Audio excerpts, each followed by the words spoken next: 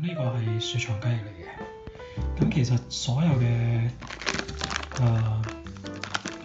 雞肉咧，我都係大約咁樣處理嘅，因為我都係買咗啲新鮮嘅翻嚟就雪藏咗佢。咁呢一個方法咧係會令到啲雞肉咧嫩滑啲，冇咁鞋嘅。咁所以雞胸啊，平時啲雞啊都會咁樣做嘅。咁就係落鹽啦，落水，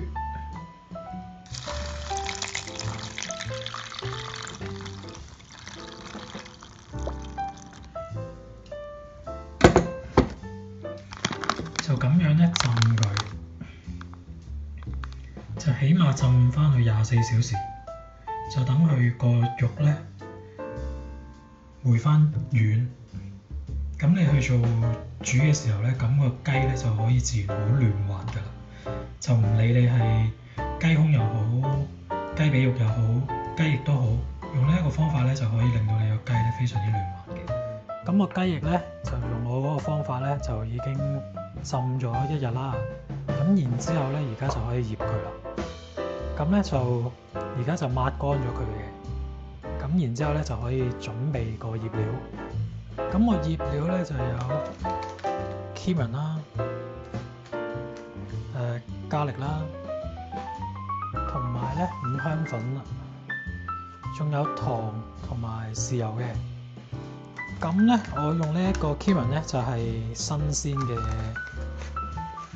cumin， 即係唔係嗰啲乾咗變磨咗粉嗰啲。咁你用呢啲咧就會係比較香啲嘅。cumin 佢中文係咪叫小茴香？好似咁樣，好似係咁嘅名。咁啊，你將佢咁樣磨成粉，自己磨，咁個香味咧就會出好多嘅。咁如果你買已經做咗粉嘅 cumin 嘅粉咧，唔係唔得嘅，咁就冇咁香咯。咁啊，唔需要磨到太細粒嘅。咁其實 cumin 平時煮羊啊都會落嘅。咁啊，所以我就成日買啲擺定喺屋企用。咁啊磨到咁上下咁啊已經得㗎啦。咁其實有一個好好嘅方法去醃嘢嘅咧，同埋最容易入味嘅方法咧，就係用呢啲咁嘅保鮮袋。咁我雞翼咧已經吸到水啦，咁啊抌晒啲雞翼落去啦。好，咁啊雞翼喺度啦，咁啊將磨好咗啱啱新鮮磨好咗嘅 cumin 就抌落去，跟住然之後就係糖啦。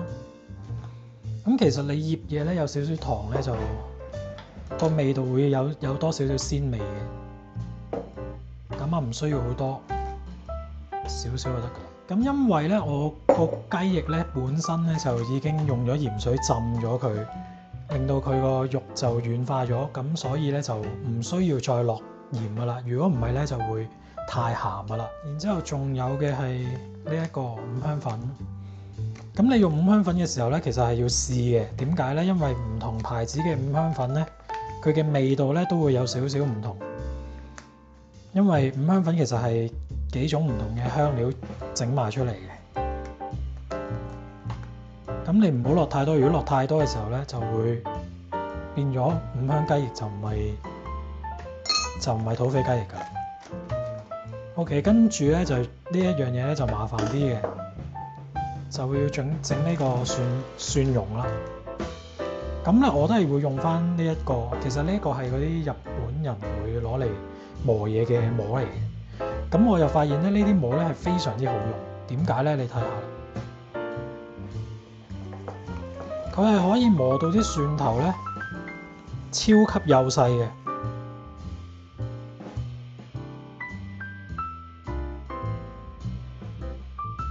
好啦，咁啊磨到咁上下啦，咁啊攞翻佢嗰支棍啦，咁啊將剩低嘅肉咧都整碎埋佢。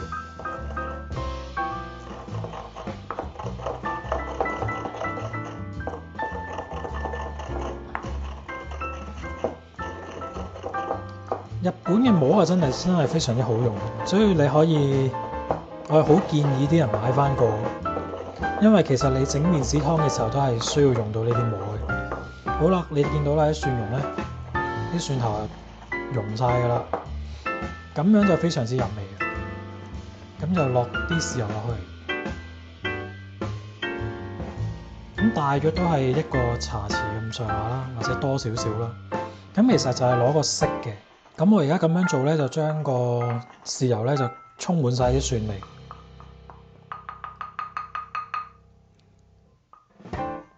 咁然之後咧，又係啦，倒埋落個雞翼度，咁就得噶啦。好，咁啊再落啲黑椒落去啦。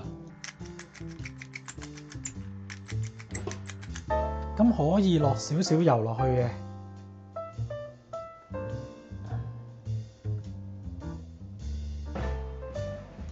然之後咧就非常之簡單啦，封咗口佢先，跟住咧咁樣捽佢。咁你個雞翼咧就可以撈得好勻嘅啦。好，撈完啦，咁就由佢醃大約半個鐘頭至40分鐘咁啊 OK 嘅。咁呢個錫紙盤咧，你就搽啲油落去啦。咁啊等佢單間去焗嘅時候咧，就唔會黐住個底啦。咁而家咧就揼翻啲芝麻上去啦。咁其實你可以炒咗啲芝麻先嘅。咁我呢啲芝麻咧，就日本芝麻，佢本身就已經係烘焙咗噶啦，咁所以我就唔特別再炒佢。咁啊黑芝麻就會似啲香港食嘅土匪雞翼嘅。好啦，咁就可以抌入個焗爐裡面焗15分鐘噶啦，230度火，好大隻嘅，咁可能再要焗耐少少啦。咁而家就可以放入去個焗爐度啦。